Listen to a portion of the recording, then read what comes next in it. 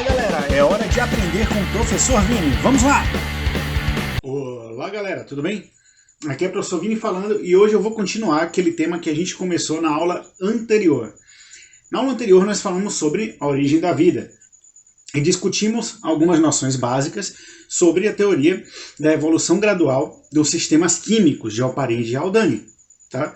Então, nesse momento nós vamos avançar no tempo e vamos aprender um pouco sobre a teoria da endossimbiose de Lynn Margulis. Lynn Margulis foi uma bióloga que morreu agora nessa última década e ela teorizou sobre a origem das mitocôndrias e dos cloroplastos, tá? E também sobre a origem do núcleo celular. O trabalho dela é muito relevante, muito bacana, e hoje nós temos essa teoria como uma das possíveis origens para essas organelas e para essas estruturas, tá certo?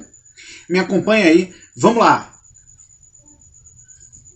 Vamos seguindo. Na aula anterior, nós vimos aqui que o nosso micro-organismo ali primitivo, tá? Minha câmera está balançando, gente, por causa do suporte. Meu suporte é horrível. Então, esse micro-organismo primitivo, ele tinha DNA, era um procarionte, né? Inicialmente RNA, depois DNA. Ele tinha uma membrana plasmática, ele era heterotrófico, né, galera? O que quer dizer isso? Ele se alimentava, tá, de material que ele não produzia, então matéria orgânica dispersa ali, e ele era anaeróbio, ele não podia respirar oxigênio. Então esse procarionte primitivo aí é que vai originar as outras coisas. E a pergunta é, como surgiu o núcleo? Então Lynn Margulis teorizou o seguinte, olha, o núcleo tem uma membrana dupla, e ele está conectado aos retículos endoplasmáticos. Então, se nós observarmos que os retículos praticamente tocam na membrana externa, nós podemos entender o seguinte.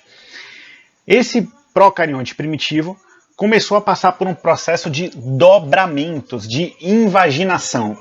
Essa invaginação, ela promoveu essas dobrinhas, tá vendo aí? Essas dobrinhas internas aí da célula que eu desenhei para vocês. E com o passar do tempo, elas foram ficando cada vez maiores. E veja o que é que aconteceu. Essas invaginações, elas ficaram isoladas dentro da célula. Ao se isolar dentro da célula, as invaginações, elas promoveram ali, ó, uma região que a gente vai chamar de região nucleoide. A região nucleoide, na verdade, ela é uma região que parece um núcleo, mas não é um núcleo. É um local onde o DNA está ali guardadinho, mas não completamente. Não é como um núcleo, não faz o mesmo papel. Essa região nucleoide, ela foi ficando mais coesa. E essa coesão gerou aquilo que hoje a gente vai chamar de núcleo. Então, o DNA dessa célula ficou guardado, né, dentro de um compartimento. Esse é o nosso eucarionte primitivo, tá? Então, o eucarionte primitivo, ele foi resultado ali de um processo de invaginação do nosso procarionte. E isso deu origem ao núcleo. E daí você pode me perguntar, nossa, então se o núcleo se originou, né, de dobramentos, de onde vieram aquelas organelas mais complexas, como mitocôndrias e cloroplastos? As mitocôndrias e cloroplastos têm características, vamos dizer assim, peculiares. E para a gente poder explicar isso, a gente tem que pensar nesse eucarionte posteriormente, e a gente tem que pensar em dois tipos de bactérias.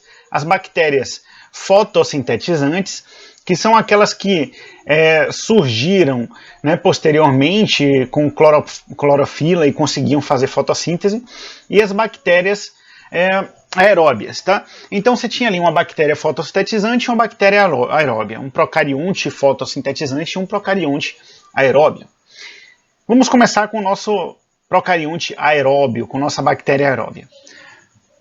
Nosso eucarionte primitivo, ele era heterotrófico, isso quer dizer que ele se alimentava de outros organismos e de moléculas que estavam dissolvidas na água. Então ele fazia isso através da fagocitose. A fagocitose é esse processo de englobamento. Normalmente, quando um organismo é fagocitado, ele vai ser guardado em uma vesícula interna da célula chamada de fagossomo. Então ficou lá, ó, duas membranas. Eu tenho a membrana do fagossomo e tenho a da bactéria. Mas a bactéria não foi digerida, por algum motivo, ela permaneceu viva dentro desse eucarionte. Esse eucarionte primitivo, ele se tornou o primeiro eucarionte aeróbio, tá vendo? A partir do momento em que ele se associou à bactéria. Por isso, a teoria da simbiose, minha câmera balançando, meu Deus do céu. Isso não é Parkinson, isso quer dizer o seguinte, que o meu suporte é uma desgraça. Mas vamos lá, vamos seguindo mesmo assim, porque é o que tem para hoje.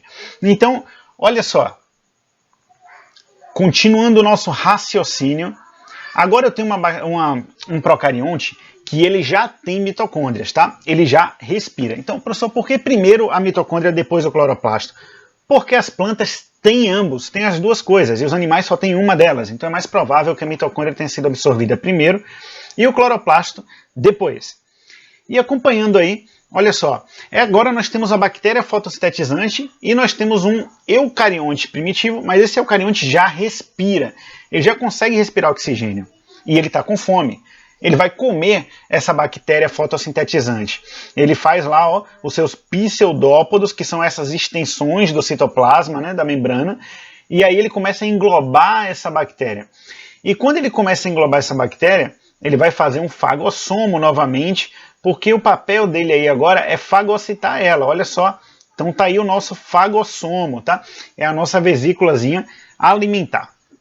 Esse fagossomo, ele deveria digerir a bactéria. Só que a bactéria fotossintetizante, ela dá em troca para a nossa célula aí açúcar. Ela não vai ser digerida. Por que ela não vai ser digerida? Porque vai haver uma troca de material, tá? Vai haver uma troca. Essa troca de material, gente, ela é uma troca de açúcar por proteção, beleza? Não, melhor dizendo, de ATP por proteção. Então nós temos aí o ATP sendo fornecido pelo cloroplasto, pela bactéria, o açúcar e a proteção sendo fornecida por nossa célula eucarionte, tá? Então aí a nossa primeira célula vegetal. Professor, por que a gente disse que mitocôndrias e cloroplastos se originaram de endossimbiose? Por qual motivo? Porque eles têm características em comum que são características diferentes, como por exemplo, mitocôndrias têm DNA circular, igual ao DNA de uma bactéria. Tem DNA dentro delas, e o DNA é diferente do DNA do núcleo. Mitocôndrias têm membrana externa, e também tem uma membrana interna, que são as cristas mitocondriais. A externa seria a resultante do fagossomo, e a interna da própria bactéria. A mitocôndria produz seu próprio RNA, e portanto também suas próprias proteínas. E ela se reproduz independentemente da nossa célula. Não esqueçam dessas características, tá certo? E obrigado. Tchau, tchau e até semana que vem, galera.